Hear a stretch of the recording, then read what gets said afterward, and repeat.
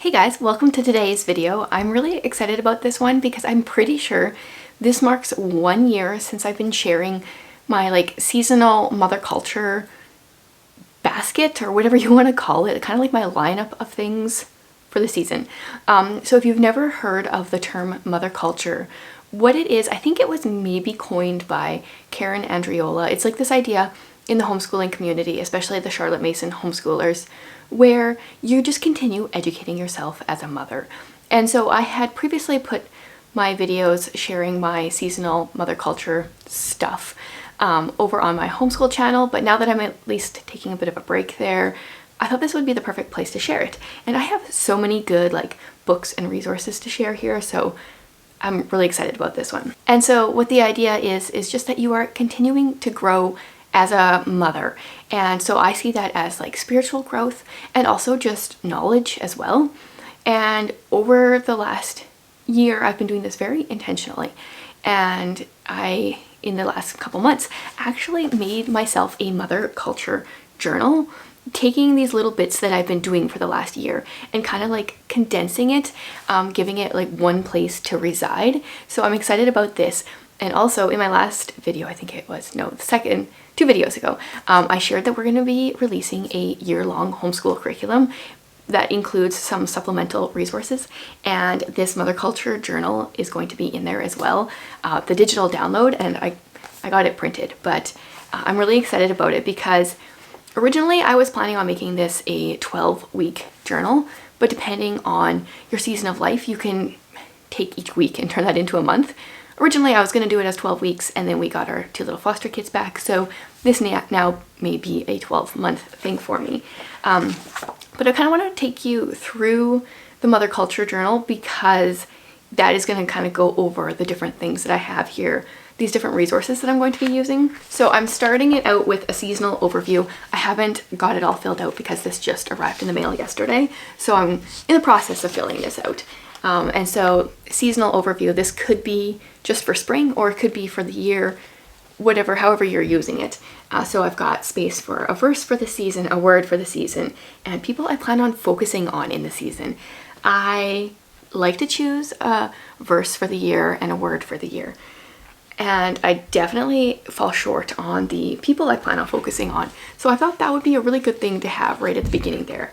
Then on the next page, I have areas to grow, so just some space to write areas that I want to grow. And friendships is definitely going to be on there. Space for some goals.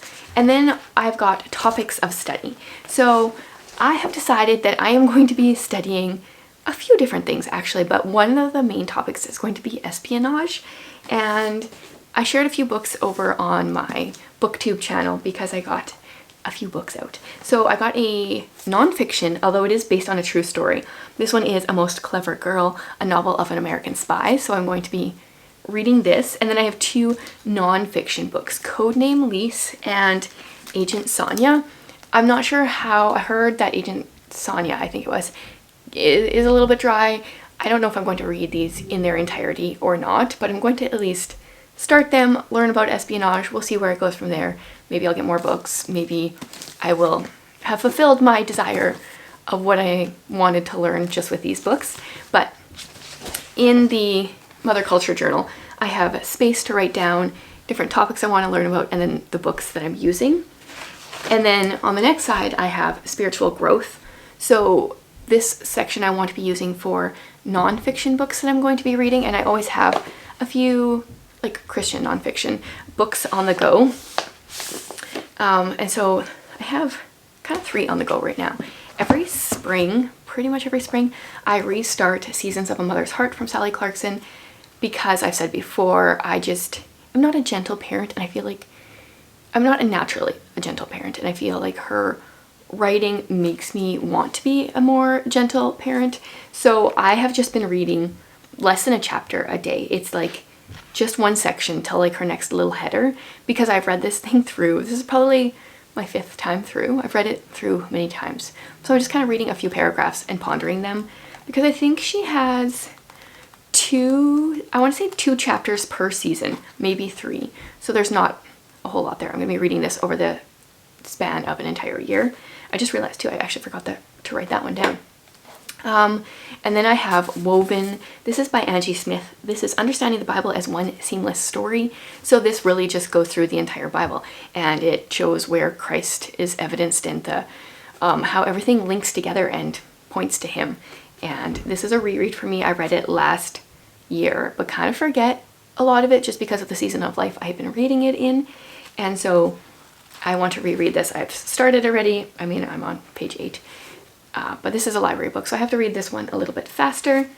And then the other, actually no, I've got 2 more here that I'm going to be reading in the next little bit for the spring here, is Help, I'm Drowning by Sally Clarkson. The subtitle is Weathering the Storms of Life with Grace and Hope. She wrote this book kind of near like the first year of COVID. Maybe it came out last year or this year. I don't remember. It was like the first year of COVID-ish. And she was weathering different storms than I weather at this point in my life. But I still think this is a really good time for me to be reading this one. And then the other one here is just a short little, this is The Freedom of Self-Forgetfulness. I think this is just a sermon or something by Timothy Keller, or an essay that he wrote. It's The Path to True Christian Joy. And one of our pastor's wives has talked about this quite a bit. So, I mean, it's super tiny with like massive font. So this won't take me long to read at all. But this is one that I want to be reading this spring.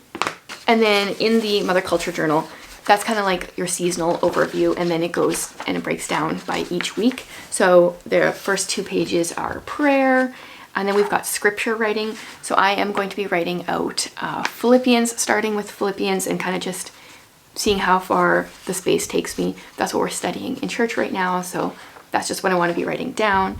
There's other space here for what you want to focus on, things that are on your heart, and then a page to write down what you're learning in your, like, I don't know, just general knowledge stuff, and space for notes. So that's kind of what this looks like, and some of the stuff that I'm going to be doing as a result.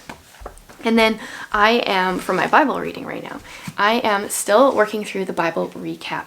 As of today, I am so close to being done the Old Testament. I'm reading 2 or 3 a day, because I'm reading it in 6 months. So this is a chronological read through of the Bible. I'm on day 268, and I'm in Ezra. So I just have finished Ezra and Nehemiah, 1 Psalm, and Malachi. And then I'm into the New Testament, which is exciting.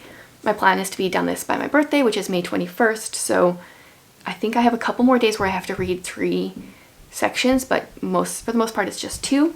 So that's what I'm going to be finishing up in the spring. And then I haven't decided where I'm going from here. I am going to be kind of restarting this because I'm going to be reading it with a group from our church. But they are just doing 1 a day. So actually Jared's doing that right now. And so they're currently in Judges. And so when I'm done, I'm going to kind of jump in where they are and do 1 a day. But then I'm also going to be doing some more in-depth Bible study, and I haven't decided which book I'm going to do. I think I still have a Bible study left over from the Daily Grace Co. when I bought some stuff from them. I'm like mostly liking those. I like some aspects of those. So I might do that, or I might just pick a book to study on my own. I haven't quite figured out where I want to go from there. Oh, I forgot this one. Another thing that I want to learn about, maybe is the right word, is poetry. I really enjoy reading poetry. I quite enjoy writing poetry. And so I got this book up from the library. This is Poem Making, Ways to Begin Writing Poetry. And I have never heard of Myra Con Livingston. I have no idea. But I just thought I would kind of like flip through this, check out the different kinds of poetry, see if she teaches me anything. That'll be fun. And then a couple more things here. I every morning work on updating my reading journal because I read quite a bit. I've usually started or finished another book, so then I update that. I also just got this printed. Okay, here's a little bit of a secret. I haven't actually shared this anywhere yet, but we are putting some of our products up on Amazon, so you can buy like the physical product, the physical journal, if you don't want the digital copy. And so I got this one up there, and this is the first time I'm sharing it anywhere. For the inside, I did 3 sections instead of the 2 that I had originally done for the adult reading journal, because honestly I don't like to write a ton for a review. I just kind of like to document the books that I've read. So I update that generally every day. And then the last bit of my mother culture stuff I have in my binder. And so in here I have a list of books I want to read this year. I have some goals for my year up till my birthday again. So I'm going to do a video soon sharing how that's gone. I have a goal sheet where I'm tracking my daily walking. I've been doing pretty decent. I haven't done it every day, especially when we've been sick and slash just got new kids again, slash old kids again. And then I have my line a day, which my line a day is really thick.